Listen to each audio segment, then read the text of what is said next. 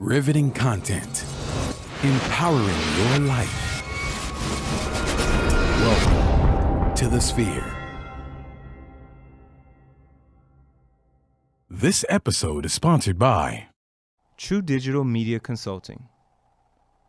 You're online right now and so are your customers, but marketing has to be a consistent journey. True Digital Media Consulting can help with your online ads, organic growth, and so much more. Contact us today at 832-934-4436 or visit our website at truedigitalmediaconsulting.com. Looking to advertise? Join the Sphere's vast demographic reach of thousands of people all over the world. Send an email today to advertise@thesphere.tv or call us at area code 832-772-7789. KOG and Company. Are your unique gifts and talents changing the world? Do you desire to belong to a community of unity? Visit KOGpassion.com to learn more about the Unleash Your Dopeness movement.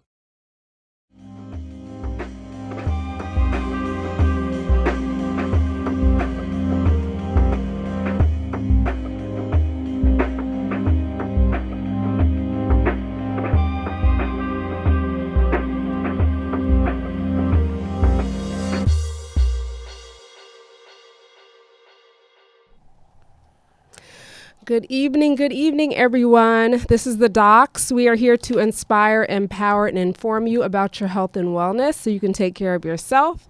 I am the wonderful Dr. Keisha Davis. I am your pathologist, informing you about disease and understanding about your body, and also your health enthusiast. You can check me out on Dance Health Fitness LLC, where I inform you about health, fitness tips, kind of how to stay in shape, and I've got a busy little life of my own. And you also can catch me out on Instagram for Dance Health Fitness with KDMD_health. So how are you doing? I am good. Good to be back. Good to see you. Welcome, everybody. Thanks for tuning in again. Welcome. My name is Dr. Uzo Swagwu. I'm an anesthesiologist and a pain physician. Excited to be back. Excited about the show. I'm the inadequate one today because I'm not super healthy or super fit like the two people who are with me today, but that's okay. I'm going to learn something. You're getting there, right? You can find me on Instagram at UZO_MD. Today is going to kind of be a piggyback continuation on what we did last week, talking about, we did a little bit of holiday health last time. We're going to sort of get into a little bit more specifics about like different types of dieting and health and wellness. Really excited about our guest today. Our guest is a buddy of mine, a friend of mine from med school classmate of mine, Dr. Richard Harris, who is a pharmacist and a physician, and he just loves school, and he's working on an MBA. I'm going to toss it over to him to sort of introduce himself more formally. He's going to tell you where you guys can find him and the things that he does, and then we'll sort of get into the show. So, Dr. Harris, thanks for joining us, man. I appreciate you. Yes, thanks for having me, man. And don't sell yourself short, man. I remember the days where you used to ball and lift weights together. Thank you. Yes, let the people know. Appreciate that. You did. I used to. Okay. Back in the day. He had some game now. He had some game. He was good. I appreciate that. Far too kind. Yeah, no problem. But my name's Richard Harris. I'm an internal medicine physician, pharmacist. You can find me on my IG at DoubleDoc, DOCED. My Facebook is Salutum Magnum, SALUTEM MAGNAM, and that's also my website, www.salutummagnum.com. So me personally, I'm very holistic, and my whole goal now is to get people off medications instead of on more medications. Mm-hmm. If you look at the trends, we're heading in the wrong direction in a lot of different areas, and we're just shoving more meds and more meds and more meds down people's throats, and we're not having better outcomes because of that. Sure. So I personally got started in this journey because my family history is like the worst. I got cancer, diabetes, heart disease, stroke, Alzheimer's, Parkinson's, high blood pressure, high cholesterol, and you think all of it runs in my family. And I said, okay, my genes suck. I need to figure out what I can do to beat my genes. Right. And so I started looking into this preventative care and preventative medicine and seeing how do I prevent myself from getting to that position where I'm like my parents and on 10 different medications. Right. That's amazing. And I think that's I think we all have personal stories that lead us into a particular way of life, whether it's work or lifestyle or what have you. And I think it's really powerful that you've sort of used your knowledge of your family history to sort of shape how you are now approaching medicine and taking care of patients. And we'll get sort of more into that. Just starting off a little bit, I didn't even really want to call this a hot topic, but more of a current event. I think we all are aware that President number 41, George H.W. Bush, recently passed away. Yes. Did you watch We were watching it a little earlier. Ceremony? We've got the live feed going on now. People kind of filing through St. Martin's Episcopal Church down over off of Sage Road, I believe.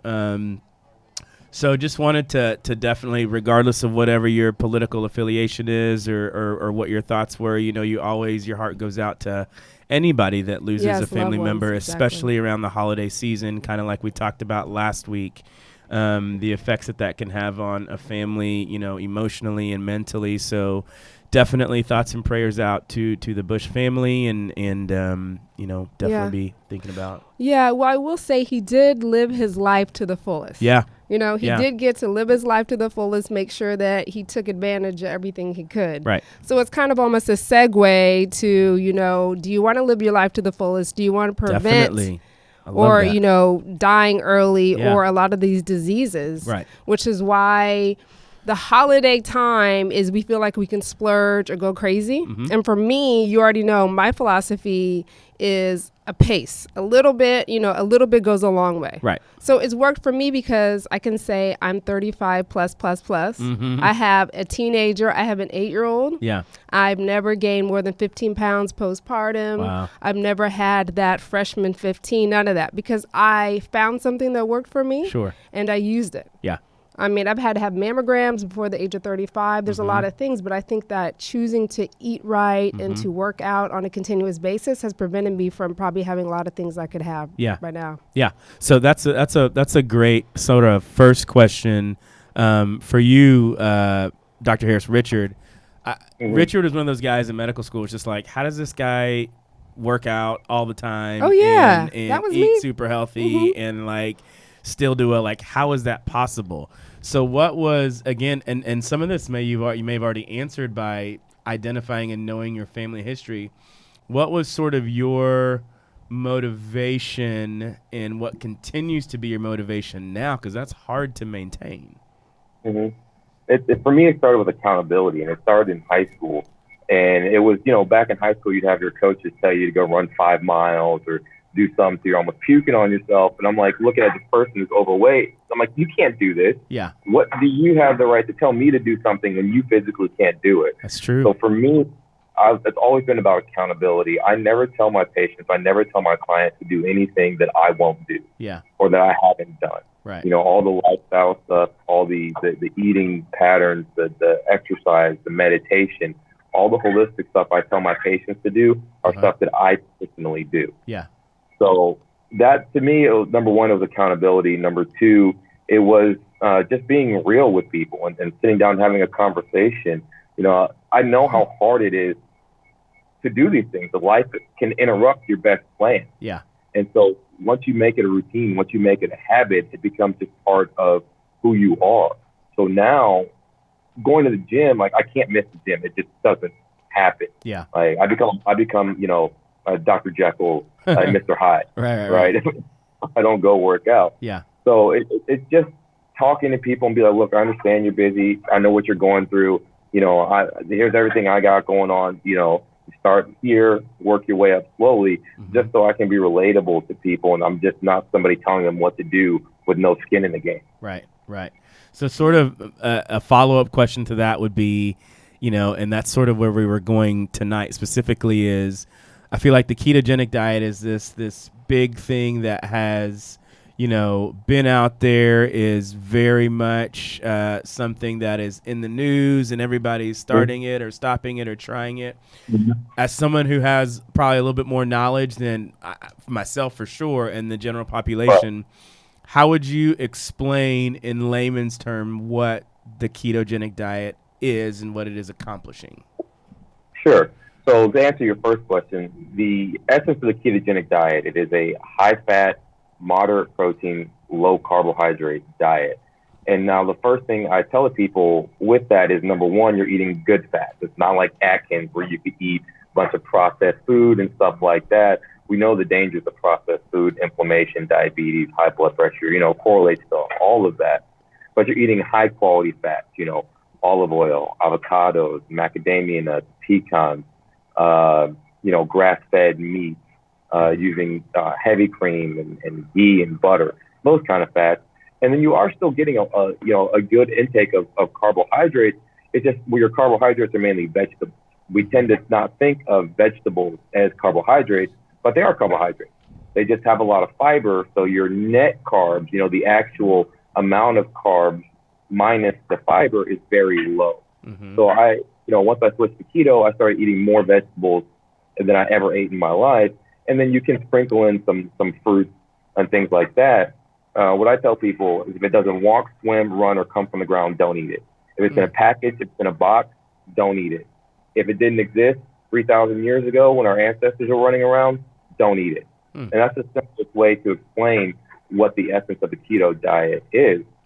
Now, what we've seen it do for people is remarkable. Myself, my mentor, we've seen people get off medications. We've seen rheumatoid arthritis and autoimmune patients dramatically improve and get off medications just from a change in their diet. We've seen the fat loss that people usually start the diet for, muscle preservation, type 2 diabetes being reversed by diet alone. Mm-hmm. I don't like to say diet, by nutrition plan and exercise alone. Sure.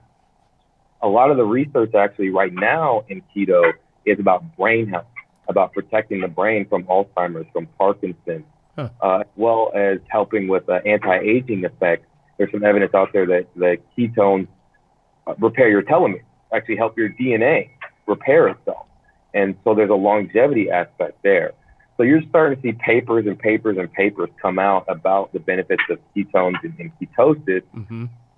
Of course, there's a right way and a wrong way to do it. Sure. So you want to find someone who knows what they're talking about, has good information.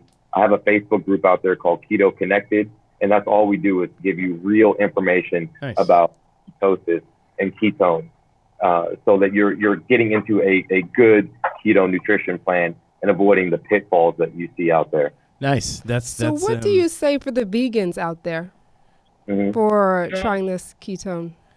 Hang up before you answer that real quick. That's an excellent question, but we want to make sure that we shout out our sponsors. Yes. So our first sponsor is True Digital. This particular portion of the episode is sponsored by True Digital. You are online right now, and so are your customers. The question is, how do you actively reach them? Marketing has to be a consistent journey, and we're here to walk with you every step of the way. True Digital Media Consulting can help with website development, online ads, your business reputation, and organic growth on search engines. Give us a call today to discuss a customized strategy for your business at 832-934-4436, or send us an email to info@truedigitalmediaconsulting.com. Mention the Sphere to receive a free 30-minute strategy consultation.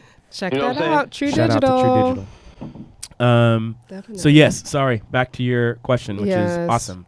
I'm going to be like in the middle of this tennis match watching the right. But yeah, so what do you say for vegans, I guess was the question, right? Yes. Yeah.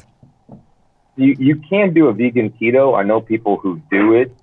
It's a little bit harder to get in the fat content and your protein content doing it, but you can. My personal perspective on vegan, if you're doing it for the treatment of animals, there are sustainable farms out there at the local and national level, like ButcherBox, where these animals are not treated under harsh conditions. They're grass-fed, grass-finished. So these animals are actually treated like they were in nature when you eat them.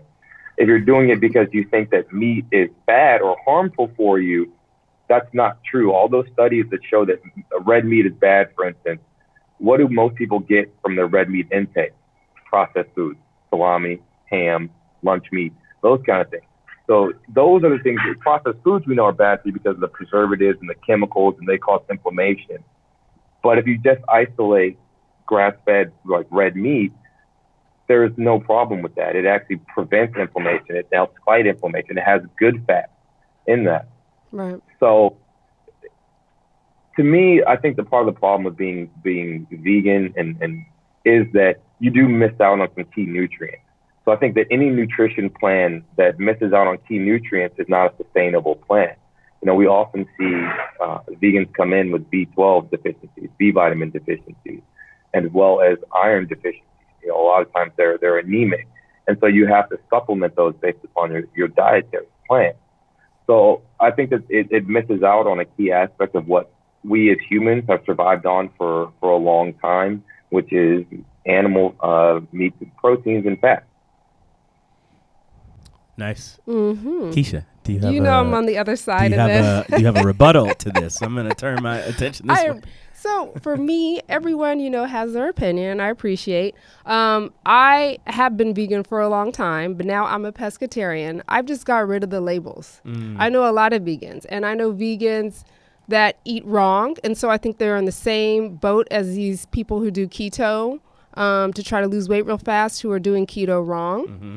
And the vegans that are doing vegan wrong are fast food vegans, or I'm going to eat a whole bunch of carbs and I'm going to call myself a vegan and eat whatever I want. Sure. But then I know vegans like the one who taught me how to dance, who has been a vegan and is probably one of the best eaters that I know. He's in his 70s, can do the splits in the chair, still teaches dance, in excellent shape, has no deficiencies, has been to the doctor probably once in his life. Yeah. So for him, it works. For me, it's because I like seafood. But for meat, I haven't had beef or pork since I was 12. Wow. No deficiencies, blood pressure, awesome, everything. So Yeah. I do a little bit, but for me, I just don't like the taste of meat. Yeah. I really never have. Yeah, and If I think want that's perfectly there are some things that you are going to like Right. and some things that you are not going to like. Yeah. I think the key thing is just on whichever side that you stand on. If you're on the vegan or keto side, is really what I'm hearing from both of you is just educating yourself, because you can do keto really, really wrong and hurt yourself, or you can do vegan really, really wrong and hurt yourself too, Right. and be missing some essential nutrients on either side if it's not done Correctly. under the watchful eye of somebody who knows what they're doing, or if you're not educating yourself properly. Right. So that being said, the question I have for both of you on either side is, for you, Richard, what are some common misconceptions or things that you would hear from somebody where you would say, I'm going to caution you on how you're trying to approach the keto diet or the keto lifestyle? And the same question for you. You've kind of already answered that, but the same question for you too. Yeah. So I just want to back up first of all. And just say on nutrient deficiencies. So I actually formulated my nutrition plan very well to include all the nutrients that I thought I would need at the macro and micro level. I was surprised when I did a SpectraCell analysis. SpectraCell looks at your nutritional content in your T lymphocytes, so it's not your blood, because a lot of the nutrients and stuff like that aren't extracellular. That's not their main concentration. For instance, magnesium. Magnesium is mainly an intracellular molecule. So you can get blood magnesium levels be okay, get intracellular magnesium levels and be low. So I got my SpectraCell analysis done, and I actually had 6 nutrient deficiencies. This is the micronutrient deficiencies? Mm-hmm. I had this done too, and it actually was very eye-opening. Yeah, it was. And I didn't think for anything that I had a glutamine deficiency. Yeah. Which I make sure I get my protein and fat content in first. Right. So the fact that I had the most abundant amino acid deficiency in my cells was just striking to me. Yeah. But so nutrient deficiencies are common now because of soil depletion. Honestly, our foods just aren't as nutritious at the epidemiological level as they used to be. Mm-hmm. But to answer your question, the most common pitfall I see from when people start keto is, like you said, they don't educate themselves. Yeah. And so they don't come into it with a plan. So your body, when you've been eating a high carbohydrate diet for the longest time, your body becomes efficient, or hopefully becomes efficient at processing carbs. So if you just switch over to a keto diet, if you're going from 60% carbs a day, all of a sudden 10% carbs a day, guess what? You're going to feel like crud. Yeah. Right? Because your body literally cannot process all that fat efficiently. So I always tell people, gradually switch it over to it, and that lets your body adjust. And that way you get better results, as opposed to just trying something cold turkey, dramatically changing things. You feel like crud, and then you just don't do it because you're like, oh, I tried it and it made me feel horrible. Yeah. And I wanna ask you about that too, and I want Keisha to get a chance to say what she thinks as well. If you want to hear this, you're gonna have to tune into the rest of the podcast. Please do. The Facebook Live, we're gonna shut down for a second. We appreciate you guys who are tuning in on Facebook Live. We appreciate you guys who are subscribing. So again, if you want to continue to watch us, we're on all major platforms, including iTunes, SoundCloud, Google Play, and Stitcher. Please do review the show in iTunes with constructive feedback. Again, that's how we improve and make whatever necessary adjustments we can for you guys. And then share this post with the Facebook Live post and the entire show with your family, your friends, coworkers, whoever you think would benefit from the things that we are hopefully educating you on. And then if you feel so inclined, please do donate to the mission to bring enriched and inspiring content each and every week. You can donate at www.thesphere.tv/donate.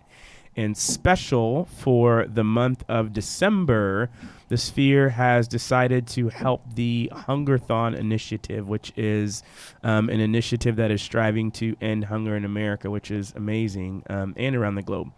So go to, again, www.thesphere.tv/Hungerthon to donate to that. So for those of you who are tuning in on Facebook Live, thank you.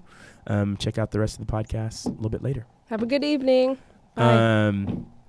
Okay, so sort of getting back to the discussion, what have you seen and observed in those who are trying to transition from a traditional diet, we'll call it, to a vegan diet or lifestyle? What are some things that people I like the word. I love that you said lifestyle. Uh-huh. So my problem is I hate anything that includes the word diet. I hate people trying to think they're going to do something short term or for a while to get ready for something. Mm-hmm. What I've discovered personally for me is that lifestyle changes for that person work better than trying to conform to something where you have to measure things, where you have to conform to a list of prescribed stuff and you can't fall off that list because, number one, when you fall off the list, you feel guilt. Yeah. And then people either binge or go crazy, or if they fall off the list and just give up and go back to everything they're used to doing. Sure. So I tell a lot of people to do things in moderation.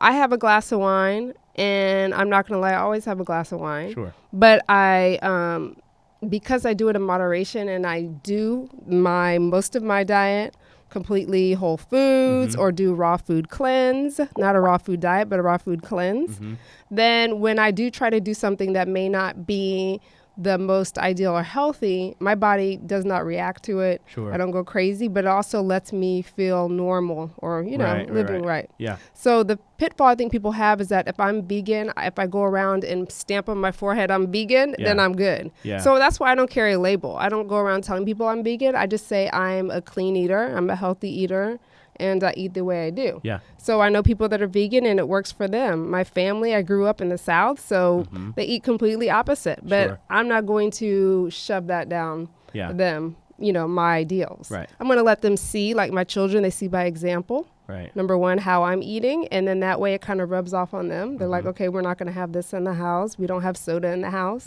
And that kind of rubs off. And I tell people, just do it day by day. Don't all of a sudden say, okay, on day one, I'm going to just completely become vegan, Sure. Yeah. right? Yeah. But I would say the raw food cleanse, even for meat eaters, it's like wonderful for me because what happens is you get rid of all the processed food. And when you go back to eating your normal way, you eat raw foods maybe for a few days, your taste buds have acclimated. Yeah. So when you go back to eating that, even if I eat my vegan protein, my mouth is like, ooh, I don't like that anymore. So it kind of resets my body and cleanses my body. So I really suggest raw food cleanse. Nice. So and you sort of alluded to this, and I'll start with you, Keisha, and then get to you, Richard. What are, in terms of like side effects, if you will, or adverse effects or symptoms, what are there, I imagine there are, like common symptoms or side effects that people can experience if they are, again, trying to move from a lifestyle of traditional processed foods, whatever, to a vegan lifestyle? First of all, if you get rid of sugar, you may go through withdrawals. If you try to go to a vegan style and you still keep all those high carbs and stuff, you're going to notice weight gain because you're going to think I got rid of meat and now I'm healthy, which is hilarious to me because it's not about that at all, right? It's about getting rid of all the processed foods, all the extra high, and just eating a balanced diet. So also B12, of course, though I haven't had that problem, but I eat fish. But there are still ways to get it, is making sure you're getting them. But I don't also like when people go to the other side and become these pill poppers. Sure. Like I do my protein supplement occasionally, but then I try to make sure that I make a smoothie or use natural ways or avocado to add my protein. Yeah. Or, ways to add my beans and then, complete the protein with something else like rice, brown rice. Right. But I would say making sure that you get your levels checked, make sure that, your hemoglobin, everything, you're good. But I see that as the most. I just see people going to the extreme and trying to carb load or something. Yeah. And then it's your lifestyle. I'm a busy person. I've got children. I've got, medicine. And I've got this health. And then I dance. So be realistic. If you need to meal prep or you need someone to make your meals, don't try to be in the kitchen making all these proteins or don't have time to try to make, meal prep if you really don't have the time. Have someone do it for you. Yeah. Yeah. So, you sort of, Richard, alluded to some of the, again, similarly adverse effects people can experience. I think the one thing that I'm most familiar with that I've heard that always sticks out when I think about keto is like the keto flu that I guess happens in the first few days or the first week once, again, your body is sort of getting used to ketosis. In addition to that, what, if anything else, can people potentially experience if they are, again, trying to transition to a keto lifestyle? Sure. So, yeah, the keto flu is the big thing, and that's because of, number one, again, if you come from a high-carb lifestyle, then you're very inefficient at using fats. You have like an energy drain as your body switches over and becomes more efficient to use fats. It takes some people 30 days up to 3 months for their bodies really to switch over their genetic expression, the epigenetics, to where you're making all the enzymes and cofactors and everything really necessary to support a nutrition plan change to keto. The other thing that goes along with the keto flu, like I said, it's electrolyte. Yeah. So because your insulin level is lower, you actually lose more sodium, more potassium in the urine. Fortunately, most of the standard American diet is woefully inadequate in potassium. There's a massive potassium deficit in most people's nutrition plans. So your body will adjust to that after a while, but when you start, you usually have to take electrolytes. And I typically recommend either Replay, it's a great electrolyte brand. Himalayan rock salt has all those micronutrients, or not micronutrients, it has all those minerals in it, and it has higher sodium content than table salt. So that is something else I recommend people put on their food when they're switching over to keto. Salt's not bad for you in keto. Salt's actually not bad for you anyway. We can go on a discussion about that. Yeah. About there's that low salt diets are as harmful as high salt diets. But when you look at high salt diets, what are people eating? Processed food, garbage, right? So that it's not the salt. What we like to say is don't blame the salt for what the sugar did. It's the high insulin, and that causes you to retain sodium, as opposed to when you're in keto, low insulin levels, your body loses sodium, so you need more sodium. Gotcha. There are some other caveats. Keto is not for everyone. Sure. If you have any genetic cholesterol problems, if you have genetic problems with fat transport, if you have uncontrolled type 2 diabetes or type 1 diabetes, it's not recommended that you do keto unless you're under the supervision of a professional who really, really knows keto. Yeah. And the other thing is kidney stones. Some people get more kidney stones on keto, especially ones who have a lot of calcium excretion in the urine at baseline. Sure. Now we can get around that by taking potassium citrate, right? So again, it's a potassium issue, and the citrate helps bind up the calcium so you're not getting those stones.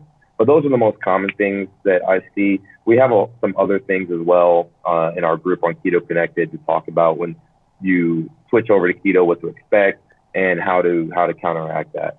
Nice. I love it. Awesome. It's amazing. Yes, very good information. So this part of the show is sponsored by The Spear.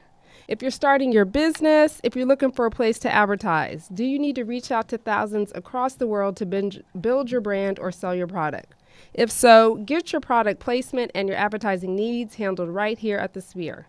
We offer a wide variety of content platforms, including iTunes, Google Play, SoundCloud, YouTube, and Stitcher. Plus, we have a vast demographic reaching within the United States as well as the modern countries across the globe. So our enriched content and inspiring dialogue, complemented with your strategic ad, is surely to hit the mark every time. Just call us at 832-772-7789. That's 772-7789, area code 832. Or send an email over to advertise@thesphere.tv. Love it. I Shout out love to these our sound very own effects. Sphere. They're good. Oh. So tell me, and this is sort of me just like chatting with you now, like if we were like out hanging out, and we should actually catch up more. But tell me how, in your experience, since you have been out, finished residency, how did like patients respond to sort of your approach in terms of really trying to make a concerted effort to change lifestyle as opposed to adding another antihypertensive or adding another agent for cholesterol or adding something to their anti-hypoglycemic regimen? How did I guess what I'm sort of getting at is, did you face resistance really at any level, the patient level or colleague level, and how did you deal with that if so? Yeah, some patients are extremely resistant. It's kind of pseudoscience. This is not, I want something to just fix this. Now, people think when they get a medication, it's just going to fix the issues, right? But if they knew that, if they really knew how medications work, right? Say, for instance, statins, right? Statins are $1 billion blockbuster medication. You have to treat 50,000 people for 5 years to prevent one heart attack. The absolute risk reduction is about 3 to 9% in the clinical trials. They've never been proved to work in women. There's no studies that show that they have mortality benefit in women. And these drugs are everywhere. And that's just one class. Sure. If you look at the non-responder rate in trials, they're huge. So you're putting someone on a medication hoping that it helps them, and you have literally no clue if that person is going to be helped by that medication or harmed. Well, lifestyle changes help everyone. These are things that we've been doing for decades, even thousands of years. And usually now when people come to me and I say, hey, I don't want to put you on another medication, here's something I want to try. First, if you follow these, if you try these, I think we can help you get off medications. Sure. As soon as I say that, their eyes light up. Now, my colleagues used to give me a lot of guff. They laughed at me. They didn't believe what I was saying. Yeah. They didn't like my practices.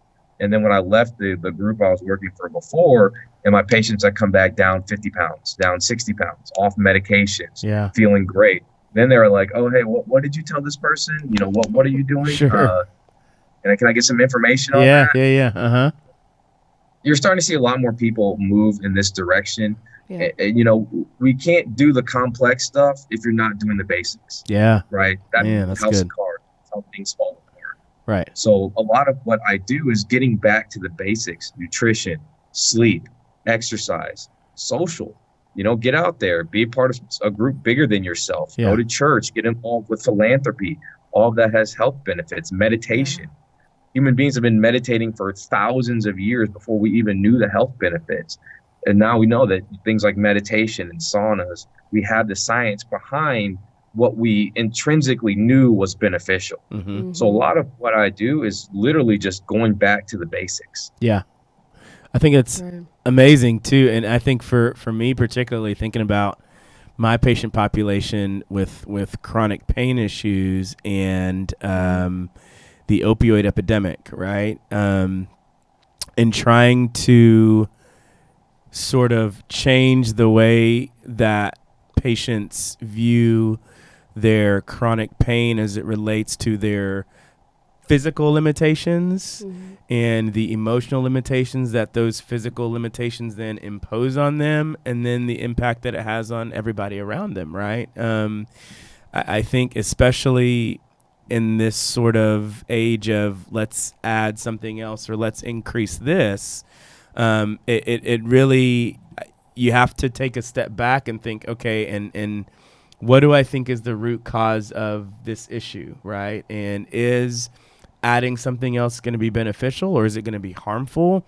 Or sort of like you said, is there something more simple that I can recommend, like physical therapy or aqua therapy or meditation, acupuncture? What other adjunctive things can I add in this whole picture to hopefully help with the pain issue, and then potentially wean off and decrease medications as a whole? So excellent. I think it's a challenge, and something that all of us as providers need to think about, is keeping some of the simple things simple and not kind of overcomplicating things. So excellent point. That's why I love this show. Yes. Yes, I love the topics. And we just want to give a shout out to who is sponsoring this part of the show, and that's KOG and Company. Are your unique gifts and talents changing the world? What Unleash Your Dopeness is a people empowerment movement built to encourage the masses to operate outside their fears and have the gall to recklessly pursue their dreams and passions in life. Join thousands of others as we unlock the greatness that dwells within inside. Shop dope gear at kogpassion.com. That's kogpassion.com. And use coupon code DOPE for 10% off your apparel. Act now. Sizes are selling out fast. Another one.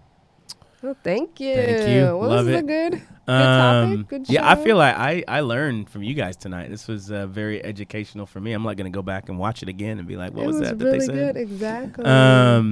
Any other parting thoughts or words? And again, make sure you shout out all the Keto Connected, the Salutum Magnum, whatever you got, so people can follow that and potentially use you as a source of information, because you're a very valuable source.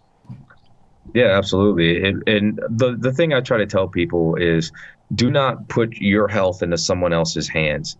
That starts with you. You must be the onus. You must be the first spot of change. Yeah. Because if you don't believe it inside yourself, then it won't happen. You need to manifest that belief and go forth, and then put your health back into your hands, not someone else's hands.